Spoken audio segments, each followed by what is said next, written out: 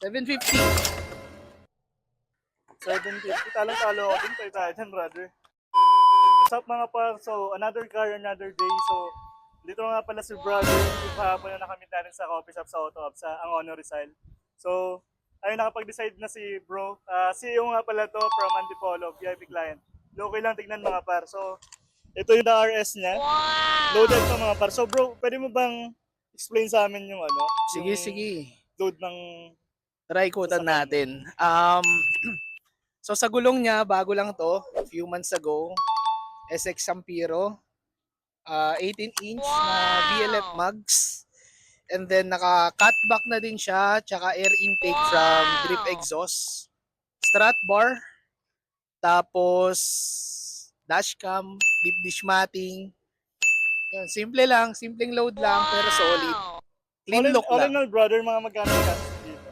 Sa load niya, siguro mga almost 100k din. 100k Or din. more than konti siguro. So pwede ba natin buksan yung ano, Sige engine lang. bay niya para mapakita natin sa mga viewers natin? Sure. So ayun mga par, pa-explain lang natin yung mga nilagay ni sir dito sa engine niya. So hindi Ano naman siya lang? loaded, stock naman yung makina nito. So ano yung mga nilagay mo dito sir? Cover ng hood, syempre sa gilid. Ultra rating strut bar.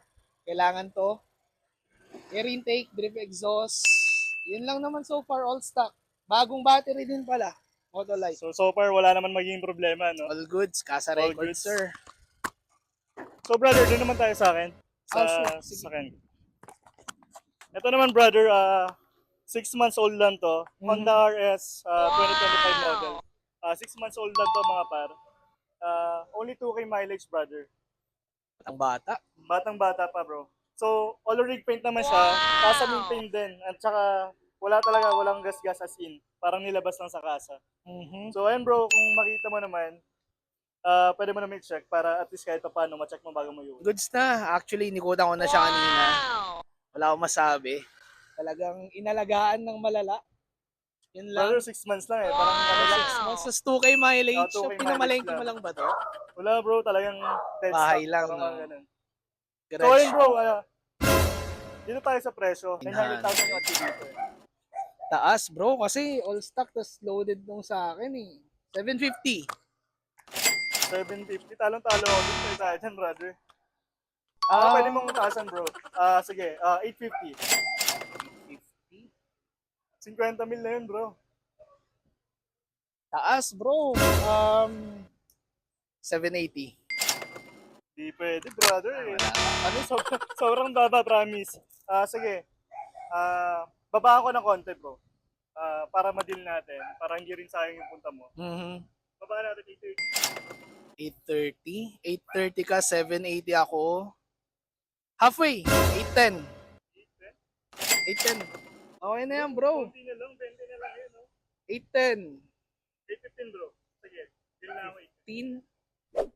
Actually, bro, pang lima ko na to. Na Civic. Oo nga, Oo, nakwento ko naman sa'yo. So, na-check background check kita. So, And sa, Civic lover ka talaga, no? yes sir, sa lahat ng deal ko, lagi akong talo. So, papanalunin mo ako ngayon. 815 ka, 810 ako, 812. 812 pare, first deal. 812. 812, good na yan bro. Thank you, brother. Marami pa susunod. Pwede bang, pa-review naman ako? Ang bilis ng transaction. Kahapon lang kami nagka-chat sa Facebook. Nakita ko yung unit. Maulan pa kahapon, bro. No? Exactly. Tapos sabi ko kung pwede siya meet up ng anong oras siya? Alas 10 ng gabi. Medyo malayo, Antipolo pa ako. So, si Sir ang pumunta sa akin. Sir Ryan, pumunta sa akin sa Antipolo para magkakitaan kami ng unit.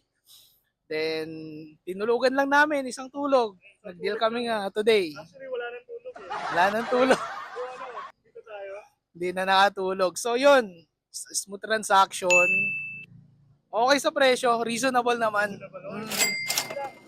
Foundation. Good luck, brother. More deals to come.